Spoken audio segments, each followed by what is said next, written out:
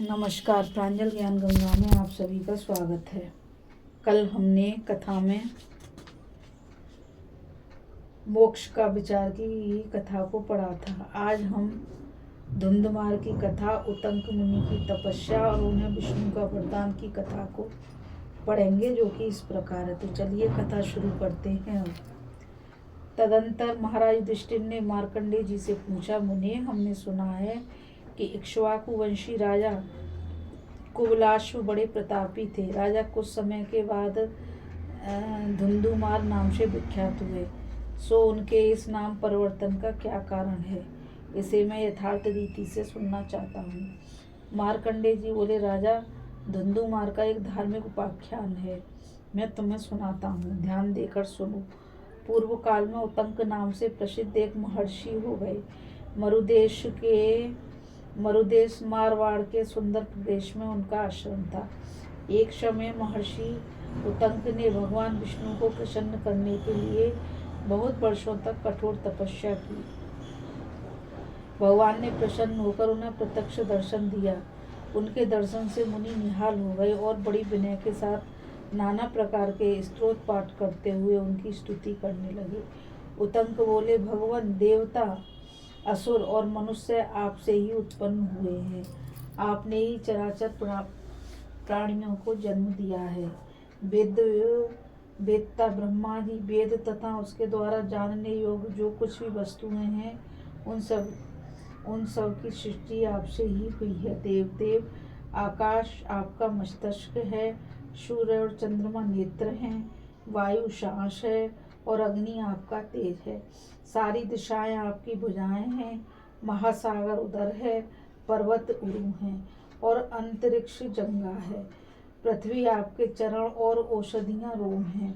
इंद्र, सोम, अग्नि, वरुण, देवता, असुर, नाग, ये सब आपके सामने नतमस्तक हो नाना प्रकार की स्तुतियां करते हुए हाथ जोड़कर प्रणाम करते हैं।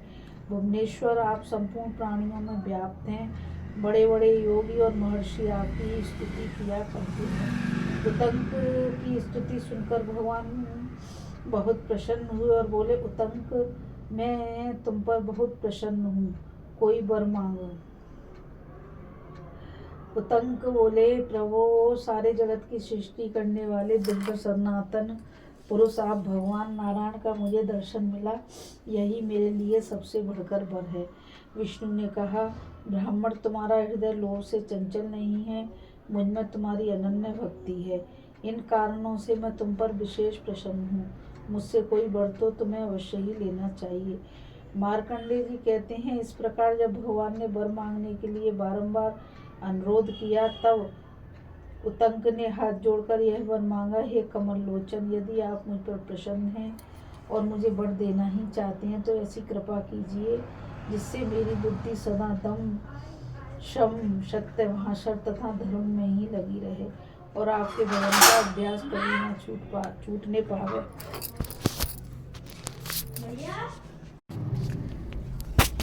मार्कंडेय जी कहते हैं, इस प्रकार जब भगवान ने वर मांगने के लिए बारंबार अनुरोध किया, तब उतंक ने हाथ जोड़कर यह वर मांगा, हे कमल लोचन, यदि आप मुझ पर प्रसन्न हैं तो मुझे वर देना ही चाहते हैं तो ऐसी कृपा कीजिए जिससे मेरी बुद्धि सदा दम, शम, सत्य, भाषण तथा धर्म में ही लगी रहे और आपके भजन का अभ्यास कभी छूटने न पावे। भगवान ने कहा, मुने, तुमने जो कुछ मांगा है सब पूर्ण होगा। इसके सिवा तुम्हारे हृदय में उस योग विद्या का भी प्रकाश होगा जिससे तुम देवताओं तथा इन तीनों लोकों का बहुत बड़ा कार्य सिद्ध करोगे। धुंधु नाम वाला एक महान असुर तीनों लोकों का विनाश करने के लिए घोर तपस्या करेगा। उस असुर का वध जिसके हाथ से होने वाला है, उसका नाम तुम्हें बताता हूँ, सुनो। इक्ष्वाकु वंश में एक बलवान और विजयी राजा होगा, उसका नाम होगा बृहदश्व। उसके कुबलाश्व नाम से प्रसिद्ध एक पुत्र होगा। वह मेरे योग बल का आश्रय लेकर तुम्हारी आज्ञा से धुंधु को मार डालेगा। उस समय से वह इस जगत में धुंधुमार के नाम से विख्यात होगा। महर्षि उतंक से ऐसा कहकर भगवान अंतर्ध्यान हो गए। इस कथा में बस इतना ही। अभी हम कथा में धुंधुमार की कथा उत्तंक मुनि की तपस्या और उन्हें विष्णु का वरदान की कथा को पढ़ रहे थे। अब आगे कथा में हम उत्तंक मुनि का राजा बृहदस्व से धंधु को मारने के लिए अनुरोध। कल फिर मिलेंगे एक नई कथा में। अब मुझ गीता रावत को आज्ञा दीजिए। राधे राधे, नमस्कार, जय श्री कृष्णा।